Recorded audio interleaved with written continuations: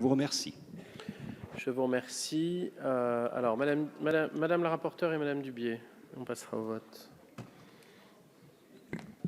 Et merci, Monsieur le Président. Madame la Ministre, j'ai bien entendu vos arguments et la réponse que vous apportez sur cet article 4. Loin de moi l'idée de dire que les professionnels de santé ne sont pas formés, évidemment. Toutefois, encore une fois, à l'issue de ces auditions, il s'est avéré quand même qu'il y a quelques dysfonctionnements ou quelques manquements. En tout cas, par exemple, le Conseil de l'Ordre des infirmiers nous a dit que sur la prise en charge de la douleur, il n'y avait pas de formation. Donc pour des infirmiers, des infirmières, c'est quand même un peu gênant. Mais encore une fois, j'ai entendu ce que vous venez de nous dire. Donc peut-être, si on ne va pas jusqu'à l'écrire dans la loi, comme le disait Monsieur Lozana, bien qu'il y ait des argumentaires, mais enfin, on ne reviendra pas dessus. Si on ne va pas jusqu'à les écrire dans la loi, peut-être pourriez-vous, en tout cas seriez-vous d'accord, pour rédiger une circulaire à l'adresse des médecins et qui permettrait en tout cas de formaliser les choses et de les sensibiliser sur ces questions précises, notamment sur la douleur, sur le suivi et l'accompagnement psychologique depuis la déclaration de la maladie, pendant la maladie et même après. Et puis, il est ressorti aussi qu'effectivement, dans la prise en charge, notamment en soins palliatifs, il y aurait là aussi quelques difficultés. Donc, c'est une question que je vous pose très ouvertement. Et puis, Madame la Ministre, vous souhaitiez intervenir. Oui, merci, Monsieur le Président. Madame la Ministre, bon, je peux comprendre effectivement que ce ne soit pas de l'ordre de la loi. Ça, je peux l'entendre, encore que je pense qu'on peut discuter là-dessus.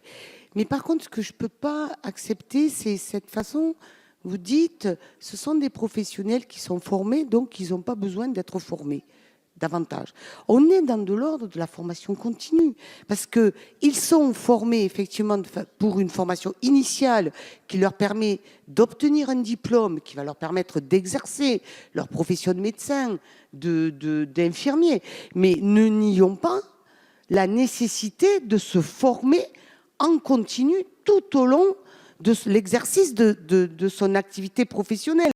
On peut changer de service, on peut exercer en oncologie comme infirmière, on peut ensuite être en gériatrie, et en fonction effectivement des spécificités des services dans lesquels sont les personnes, eh bien, il y a une adaptation des formations. Et je pense qu'il ne faut pas banaliser la formation continue nécessaire pour les soignants en matière de prise en charge de la douleur.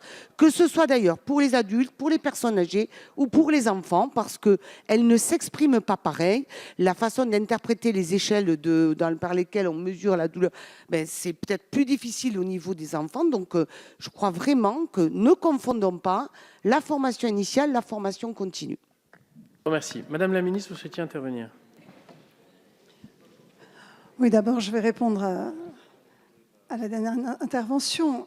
La formation continue, elle est mieux, Madame Dubié, Madame la députée Dubié.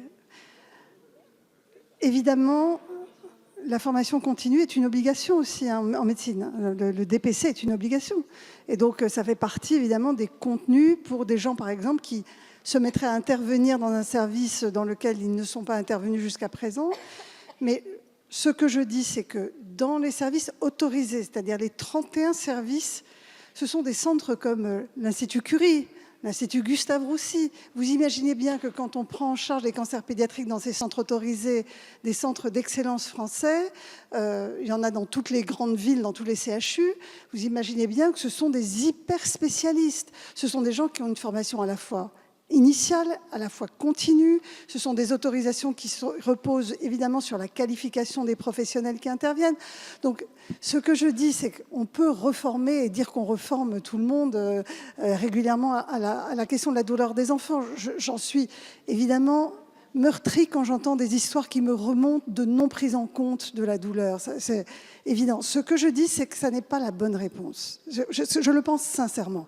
C'est un problème de temps. C'est un problème d'attention, ce n'est pas un problème de formation. Ils savent comment on prend en charge une douleur. Mais s'ils n'écoutent pas la demande, ce n'est pas la formation qui va régler le problème. C'est comment on inscrit la prise en charge de la douleur dans la réflexion collective dans un service. Et donc, dans le plan cancer, par exemple, on avait prévu que quand on discute d'un dossier d'un enfant, il y ait automatiquement et de façon obligatoire un item qui interroge la douleur de l'enfant et sa prise en charge. Ça me semble plus pragmatique que la question de la formation. Parce que vous pouvez former tout le monde, mais s'il ne se pose pas la question de savoir si l'enfant a mal, voilà. Donc ce que je dis, c'est qu'il y a d'autres choses, d'autres mécanismes qui permettent aujourd'hui de mieux inscrire la prise en compte de la douleur dans la prise en charge de ces enfants que la formation continue ou initiale. Après, moi j'entends quand même la volonté que vous avez, tous les députés, de renforcer la connaissance du sujet. Ce que je peux faire et ce sur quoi je peux m'engager, c'est d'abord, puisque nous avons chaque année un décret que je signe par la Direction générale de l'offre de soins qui oriente les formations prioritaires des professionnels. Je peux demander à ce que la formation à la douleur, et notamment à la douleur pédiatrique, fasse partie des priorités de l'année 2019. Ça sera déjà, voilà, c'est un décret, c'est à ma main, et ça oblige tous les établissements à se poser la question de savoir qui ils doivent former. Et ça en fait une priorité d'action. Après, dans les évaluations de ces services, que ce soit les évaluations de la Haute Autorité de Santé qui évalue tous les 4 ans les services, je peux demander à ce que figure un item spécifique de prise en charge de la douleur, de façon à ce qu'il y ait un mécanisme d'amélioration continue des pratiques. Ça me semble plus pertinent que d'inscrire une obligation de formation dans la loi. Et donc, ce sont les 2 engagements que je peux prendre devant vous aujourd'hui.